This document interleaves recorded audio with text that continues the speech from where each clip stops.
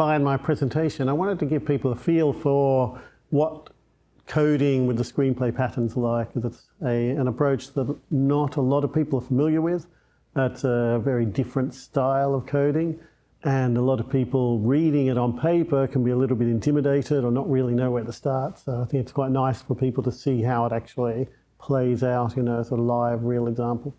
I describe it as coding with empathy. So you're coding with the view of how's the person who's going to be maintaining or reading your code, how are they going to perceive the code, how are they going to understand it. And that's the thing with the screenplay pattern, is it's all about coding in a way that makes it easier to understand, even if you put a bit more effort into thinking about how you want to express it. So it might take longer to write initially, but it's much faster to read and much easier to understand. So that's coding with empathy.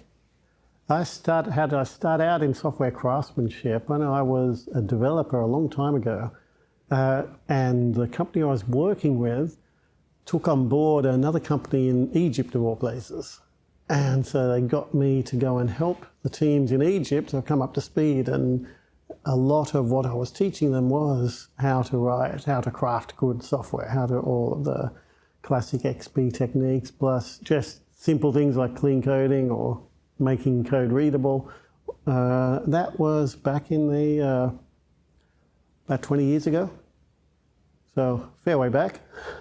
What I see, the problems or the pitfalls I see people having when they start out is often the code they write will be complex, but they want to get it done with, they want to move on to other things. They don't take the time to come back and reflect on the code to see how it could be tidied up. So in the TDD cycle, we have the refactor phase. People often skip over that refactor and don't come back and say, well, that's a bit rubbish, we could probably write that a bit better now.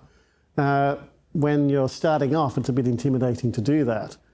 But they won't ask for the help, and they won't ask for other people's opinions on how things might be improved. And I find that a little bit of time that you spend with a junior developer can do wonders in just improving the general approach. Like, I'll sit down with junior developers and spend half an hour, and then I'll come back 3 months later and they'll be doing really brilliant stuff.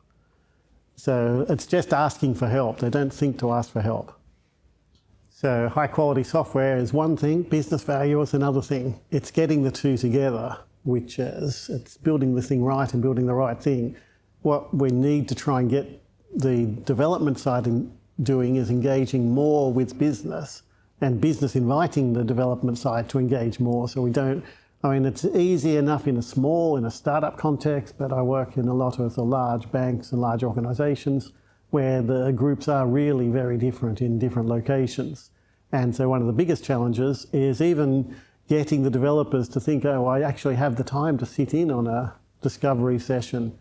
Even if the discovery sessions are happening, are the developers actually able to listen in or to contribute and to understand what the bigger picture is, what's going on at a higher level? And that, if they can understand that, that's where these high-level discovery sessions can really help. So things like impact mapping or feature mapping or story mapping, all of these are very high-level discovery sessions, can make a big difference in giving the developers a perception of what the value is that they're actually doing. Because it's very easy when we code to get stuck into the details and forget what the actual outcome is. That's a really hard thing to foster. The way I find that helps is just getting people working together in a safe context. So I find that Agile, the whole discovery process does a lot to help in that area, but you've got to have the sessions regularly.